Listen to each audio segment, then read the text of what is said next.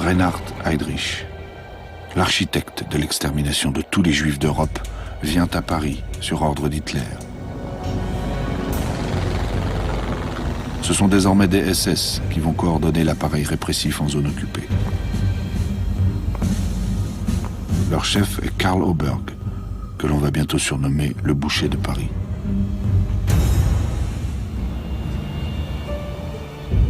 Immédiatement, Heydrich convoque Brinon et Bousquet.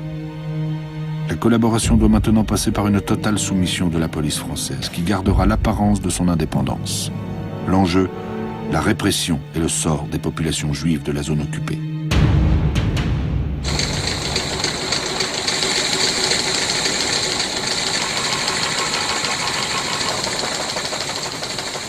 La 8e ordonnance allemande impose aux Juifs de la zone occupée le port de l'étoile jaune.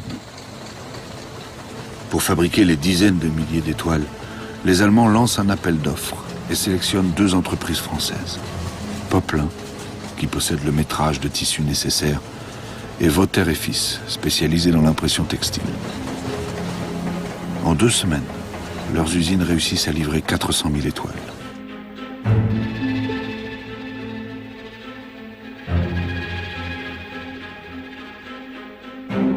Trois par personne, distribuées dans les commissariats et les préfectures. Sommet du cynisme, elles sont payantes et coûtent 1 point textile prélevé sur les cartes de rationnement. Après le port de l'étoile, Oberg exige de la France la déportation de 100 000 Juifs.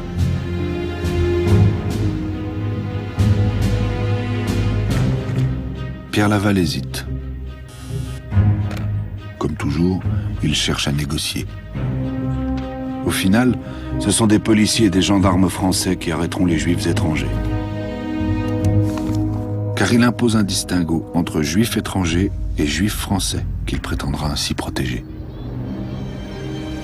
Il poursuit cette politique de troc humain en proposant d'y inclure les enfants et les adolescents entre 2 et 15 ans. Il s'explique devant le Conseil des ministres le 10 juillet 1942. Dans une intention d'humanité, je suggère que les enfants soient autorisés à accompagner leurs parents.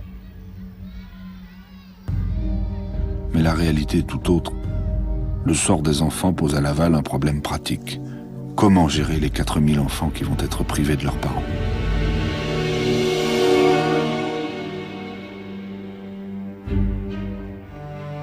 Pierre Laval, qui fut dans sa jeunesse avocat pour enfants délinquants, semble avoir perdu le cœur et la raison. Il paraît plus simple de déporter les enfants que de trouver une solution logistique à leur accueil.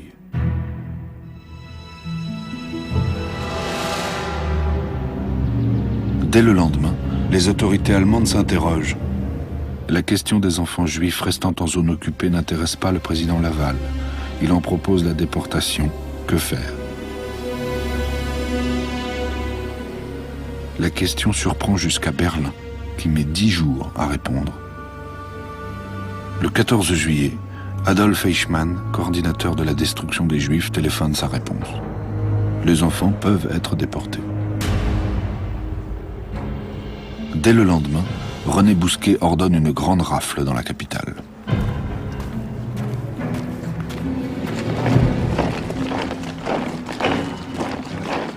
Ces arrestations sont rendues possibles grâce au travail d'André Tullard, sous-directeur des affaires juives à la préfecture de police, qui a réalisé un gigantesque fichier de 150 000 noms. Les 16 et 17 juillet 1942, la police française procède à Paris à l'arrestation de 12 884 juifs étrangers et apatrides. La plupart sont parqués au Veldiv, première étape de leur martyre qui les conduira vers les camps de la mort.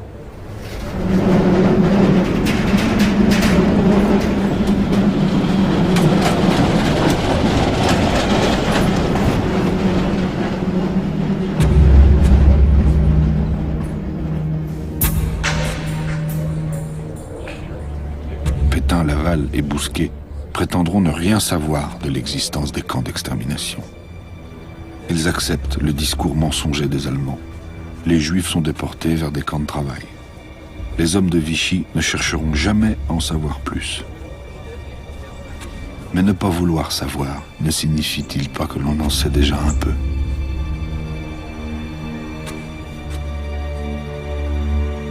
Et Pierre Laval assume en déclarant « Rien ni personne ne pourra nous dissuader de mener à bien la politique qui consiste à purger la terre de France des éléments indésirables, c'est-à-dire sans nationalité.